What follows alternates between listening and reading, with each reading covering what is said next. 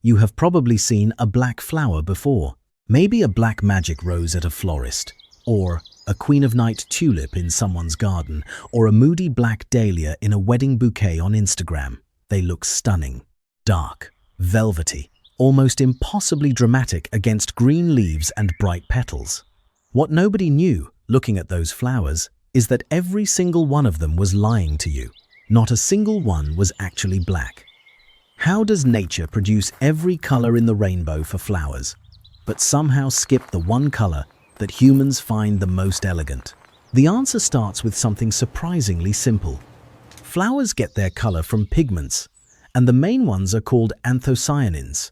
These are water-soluble compounds inside plant cells, and depending on their concentration and the acidity of the soil, they produce reds, blues, and purples. You have eaten anthocyanins before. They are the same compounds that make blueberries blue and raspberries red. Then you have carotenoids, which handle the warm end of the spectrum. Yellows, oranges, the bright gold of a sunflower. Between anthocyanins and carotenoids, flowers can produce an enormous range of color. Pinks, lavenders, deep burgundies, bright scarlets, pale creams. But to make true black, a flower would need pigments that absorb every single wavelength of visible light. All of them. Red, orange, yellow, green, blue, violet, everything. And no plant pigment does this. Not anthocyanins, not carotenoids, not any combination of the two. The chemistry simply does not allow it. You can stack anthocyanins as dense as biologically possible, and you will get an incredibly dark purple. You will get a maroon so deep it looks black in dim lighting. But hold that same petal up to the sun, and every time you will see dark red or violet bleeding through. That is not a typo, by the way. Every black flower you have ever seen was actually purple. The same thing that makes the Queen of Night tulip look like a gothic dream in a moody photograph makes it look clearly, unmistakably, plum-colored at noon on a sunny day. The darkness is real. The blackness is an optical illusion. But here is where it gets deeper, because the missing pigment is only half the story. This was not just about chemistry, it was about survival. The same pigment limitation that prevents black flowers also happens to be exactly what evolution would have selected against anyway. Flowers did not evolve to be beautiful. They evolved to attract pollinators. Bees, butterflies, hummingbirds. Every petal color is essentially a billboard screaming, "Land here, grab some nectar, and spread my pollen while you are at it." A black flower would be terrible at this job. Dark colors are harder to spot from a distance, especially for insects. Bees, which are responsible for pollinating a huge percentage of flowering plants, see the world differently than we do. They cannot see red at all, but they can see ultraviolet light. Many flowers have ultraviolet patterns on their petals that act like landing strips, guiding bees directly to the nectar. A truly black petal, absorbing all light wavelengths, would wipe out those guides completely. And there is a second problem. Black absorbs heat, a lot of it. A truly black flower, sitting in direct sunlight, would essentially cook its own reproductive cells.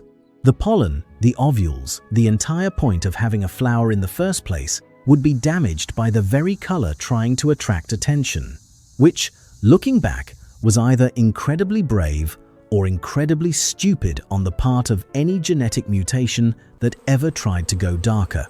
So evolution pushed flowers toward brightness, toward contrast, toward colors that pop against green leaves and catch a pollinator's compound eye from 20 feet away. Black was a dead end in every sense. But this was not just about biology anymore. There is an entire human story tangled up in this too.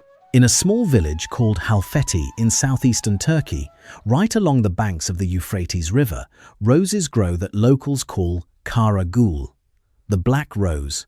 During the summer months, the buds on these roses appear so dark they genuinely look black, coal black, impossibly, defiantly black.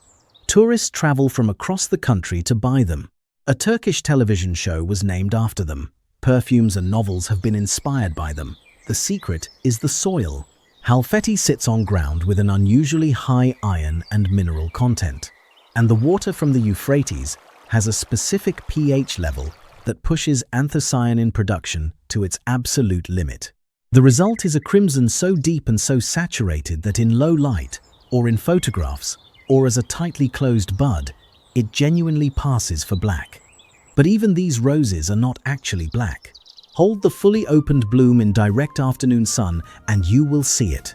A dark flash of dried blood red, a pomegranate shadow, the color of wine held up to candlelight. And here is the part that sounds like it belongs in a legend.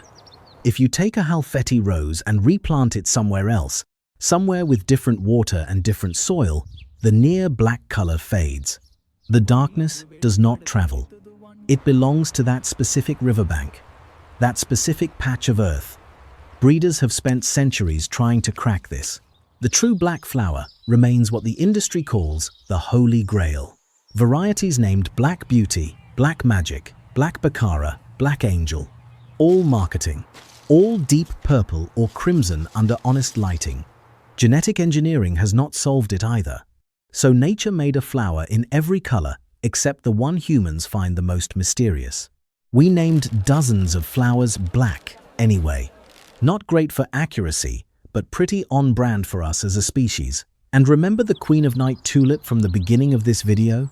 The one that looked so perfectly, dramatically black? It is one of the most popular tulip varieties in the world. People line up to buy it specifically because they think it is black. And it is gorgeous. But it is purple. It has always been purple. YouTube thinks you will enjoy this video next. Click it. And if you stuck around to the end of a video about flower pigments, you might as well subscribe.